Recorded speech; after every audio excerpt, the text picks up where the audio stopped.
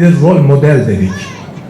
O hepimizin bildiği üzere Muhammedun Resulullah olmadan önce güvenilir ve inanılır Muhammed. Önce bütün Mekke halkı, bütün müşrikler en güvenilir ve en emin insanı olarak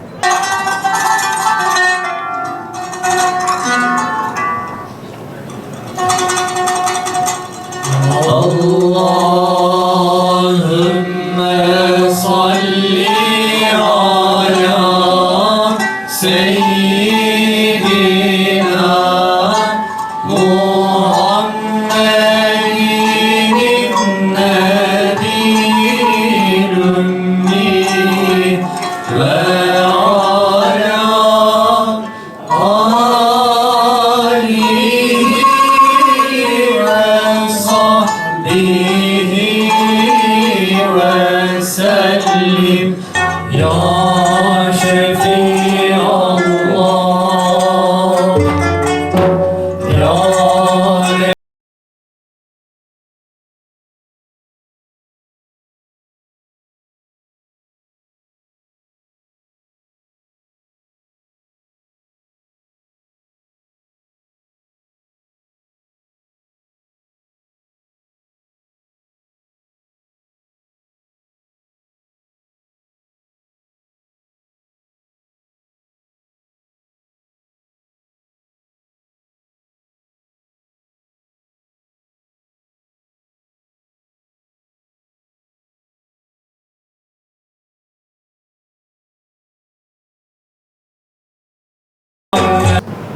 İnsanların hatalarını, kusurlarını görebiliriz. Eyvallah, olabiliriz.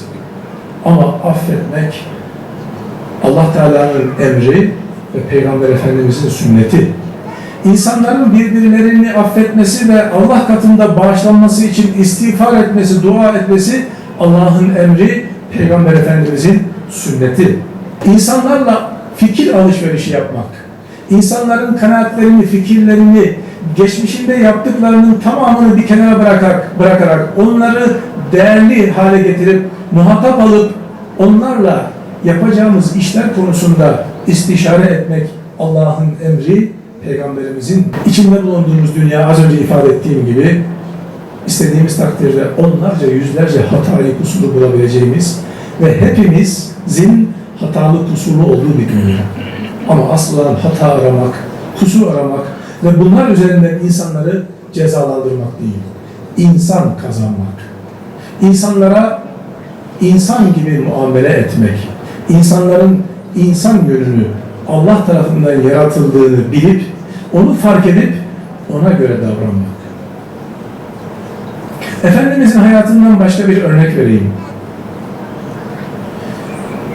Malumunuz içki, büyük günahlardan içki içmek. Ve içki içmekten vazgeçmek, içki içiyorken içkiden kurtulmak kolay bir şey değil. Ve bunu Allah Teala bildiği için içkiyi pat diye tek celsede, tek aşamada yasaklanmadı. İçkinin yasaklanışı hepinizin de bildiği üzere 4 aşamada gerçekleşti.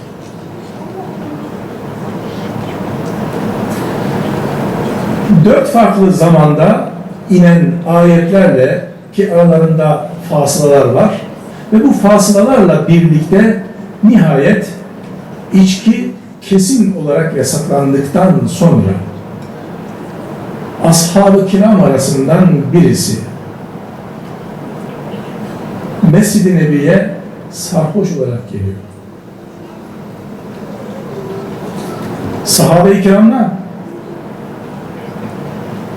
İçkinin yasak olduğu artık biliniyor.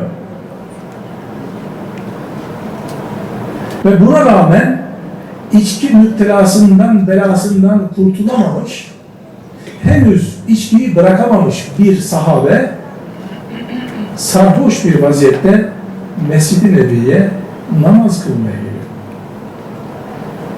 Bunu gören sahabeden bazıları rahatsız oluyor. O sahabeye çıkışıyorlar. fiziki müdahalede bulunuyorlar. Nasıl böyle bir şey yaparsın diye. Onlar da kötü niyetli değil, iyi niyetli. O esnada Efendimiz Aleyhisselatü Vesselam geliyor. Ve sarhoş olan sahabeye müdahale eden arkadaşlarına engel oluyor. Ve beni gerçekten son derece etkileyen şu sözü söylüyor. Ben biliyorum ki kardeşiniz Allah'ı ve Resulünü çok seviyor. Kardeşinize dua edin, bu sıkıntısından kurtulsun diyor. O esnada sahabe-i kiramın yapmış olduğu iş, Allah'ın istemediği, yasakladığı ve Efendimizin de bütün Müslümanların da tamamen kabullendiği ve hayatında uyguladığı bir eylemin tam tersi. Ama Peygamber Efendimiz bambaşka bir yerden bakıyor olaya. Diyor ki, az önce ifade ettiğim gibi, ben biliyorum ki kardeşiniz Allah'ı ve Resulünü çok seviyor. Dua edin kurtulsun. Evet, kıymetli misafirler, biz de biliyoruz ki bu ülkede yaşayan bütün Müslümanlar Allah'ı ve Resulünü çok seviyor. Bu ülke, bu millet Allah'a, peygambere, onun getirdiği bütün iyiliklere ve güzelliklere aşık. Efendimiz'i çok seven bir millet. Efendimiz'in müjdesine nail olmuş bir millet. Yüzyıllar boyu İslamiyet'in bayraktarlığını yapmış bir millet. Bu milletin içerisinde yanlışı olan, kusuru olan elbette çıkacaktır. Ama bize düşen Efendimiz'in ahlakıyla ahlaklanıp, Efendimiz'in güzel ahlakını kendimize rol model edinip, bütün kardeşlerimizin Allah'ı ve Resulünü çok sevdiğini bilip, ona göre davranmak ve onların da hatalarından, kusurlarından arınmalarını sağlayacak şekilde yaklaşmak ve muamele etmektir. Evet kıymetli misafirler, sözü fazla uzatmayalım. Bu mübarek günde, bu güzel günde bizleri bir araya getiren Rabbimize tekrar sonsuz hamdü senalar olsun. Rabbim bizleri yüce kitabımız Kur'an-ı Kerim'i en güzel şekilde anlayıp kendisine layık kullarından eylesin. Peygamber Efendimizin hayatını en güzel şekilde anlayıp kendi hayatına tatbik eden hayırlı bir ümmet eylesin. İçinde yaşadığımız topluma, içinde yaşadığımız ülkeye ve bütün insanlara hayrun nas men yenfa'un nas sırrınca faydalı insanlardan eylesin.